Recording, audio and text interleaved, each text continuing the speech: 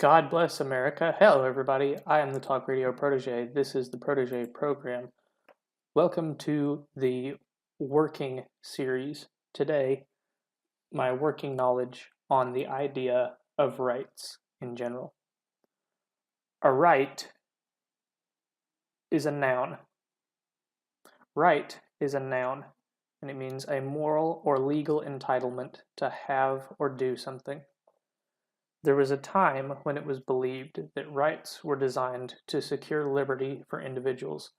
The first right of Americans put to paper was the right to life. This is not a right entitling a person to take or receive things from another entity, but a right restricting other entities from taking life from an individual. The same goes for the right to liberty and property. Property changed in the final draft of the Declaration of Independence to pursuit of happiness.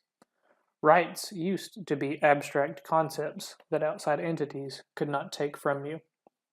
As time passed and prosperity filled this great country, Americans began to indulge in privileges that only a country with great wealth and power could indulge.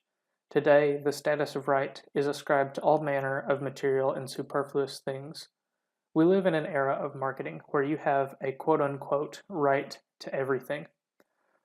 You have a right to a good night's sleep, muses a pillow advert. You have the right to a good time, proclaims casino and party destination commercials. Gone are the days when rights were something unique and sacred. But how did we get here? Commercial markets are not solely at fault for this obliteration of the sacred concept of rights. This assault actually began with the idea of a, quote, Second Bill of Rights, first proposed by President Franklin D. Roosevelt. The items in his proposed Second Bill of Rights might seem familiar to you. They are things that the progressive left continue to fight for, and politicians like Senator Bernie Sanders never miss an opportunity to proclaim. The items from this list are quote-unquote basic human rights. The Second Bill of Rights proposed to guarantee a right of Americans to employment, a living wage, housing, medical care, social security, and education, and a guarantee that no entity could monopolize their industry. The final item in the Second Bill of Rights is a special right for farmers to a fair income. American law has adopted some of these items, and all areas affected have seen explosive growth of government bureaucracy, steady decline of the quality of these services, and continuous growth of the cost of facilitating these quote-unquote rights. I can't say for certain that the right to employment has been fully embraced by law. I have seen posters stating that, quote, you have the right to work in one place or another, but these posters go on to explain how the law dictates that Americans cannot be released from their job for a reason that does not relate to their job performance, for instance, because of race. American law and society has not yet fully embraced the concept that everyone is entitled to get and work a job, but perhaps we are not far from this reality. The minimum wage is an arbitrary number that is forced upon employers and employees alike. No employer may compensate their employees with less than this number in wages, regardless of what other benefits are offered, and no employee may consent to be compensated with wages less than this number. We are also beginning to see that mandating a quote-unquote living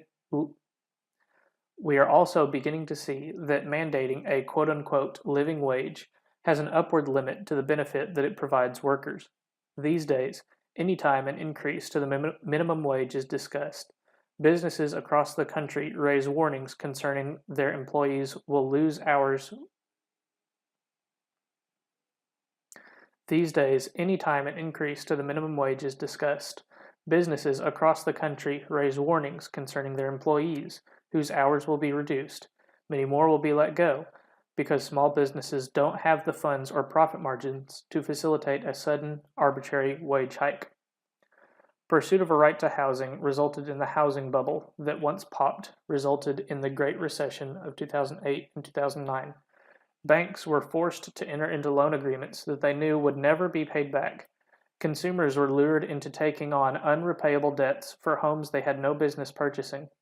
Ultimately, Businesses and consumers of all industries in all corners of the world suffered once the housing market contracted, taking all other markets with it. The right to medical care was recently realized in its own way with the passage of the Affordable Care Act, which mandated that all Americans must purchase health insurance. This forced a new sector of the market to enter into commerce with people who cannot afford their product. It also forced this market to offer an unpopular product. After all, there is a reason that the products the government now considered deficient were popular. As a result, the health insurance market has reacted as all markets do when demand skyrockets. Prices follow suit. The ACA has made the primary medium by which Americans purchase health care unaffordable. According to ehealthinsurance.com, average individual health insurance premiums have increased 99%. That is double. And average family premiums have increased 140%, more than double since 2013. A chart from this website demonstrates that since 2008, premiums were slowly increasing as the years went by. This is expected due to inflation. From 2008 to 2013, the average individual premium rose 24%. After 2013, the implementation of the ACA mandates, the rate of this increase quadrupled. Sadly, Americans did not have to suffer this obliteration of the health insurance market to witness how the government affects healthcare. I have no doubt that an interrogation of the Veterans Health Administration could have revealed in advance the implementation of the ACA. I have no doubt that an interrogation of the Veterans Health Administration could have revealed, in advance of the implementation of the ACA, the embarrassing and terrifying abuse of the American trust that is the government monopolization of healthcare. The right to Social Security sounds like a great idea. After you've worked your whole life for an organization that didn't care to tell you how smart it would be to set aside funds such that you could stop working one day, it would be nice if the government would help you out. Or perhaps you've fallen on hard times. You unexpectedly lost your job. An accident has robbed you of your ability to work. No one could reasonably expect you to be prepared for this kind of emergency, right? That's why the government is here to help you survive being down and out. The problem is that invariably, there will be more people participating in Social Security than are supporting them. In fact, according to the Social Security Administration's own 2016 Board of Trustees report, quote, under the trustees' intermediate assumptions, projected OASDI cost will exceed total income by increasing amounts starting in 2020, and the dollar level of the combined trust fund reserves declines until reserves become depleted in 2034. Government management of the right to Social Security will inevitably result in its failure, and the idea that Americans have this right has driven government to monopolize the concept of helping the downtrodden, such that vast segments of the populace give comparatively no money to charity. When the Social Security quote-unquote trust fund dries up, from whence will the right to Social Security be funded? The right to an education has been fully realized. All children ages 6 to 16 are compelled to attend schooling. Some states even compel graduation.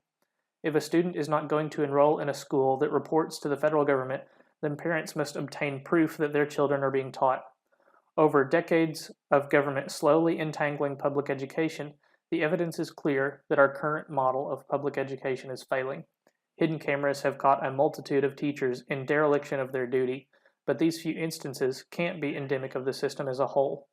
In a 2012 Program for International Student Assessment test, Americans were tested in reading, math, and science, and the United States ranked 14th, 26th, and 19th, respectively, despite spending 5th most per student on education, $115,000 per student.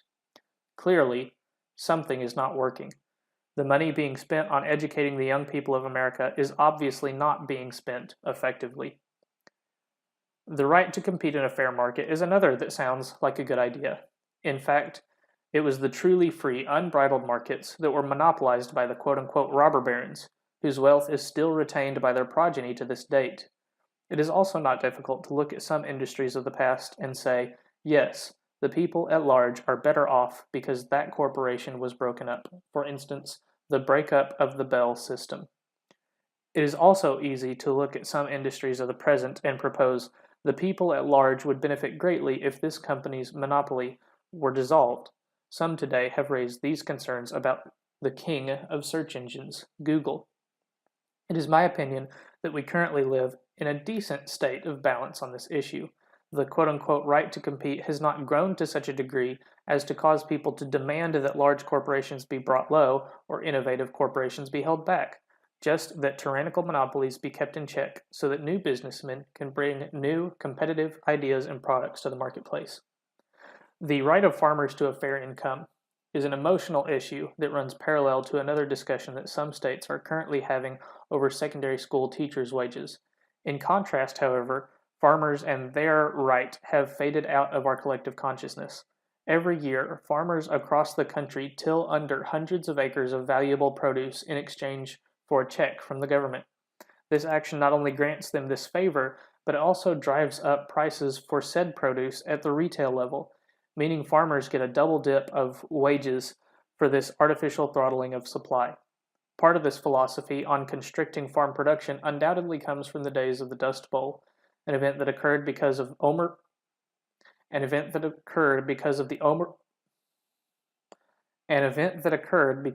over-farming of land that left it untenable for future farming and resulted in what was likely the biggest sandstorm to ever affect the North American continent.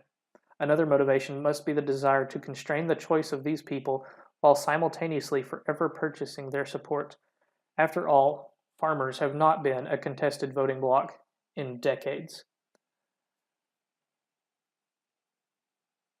This brings me to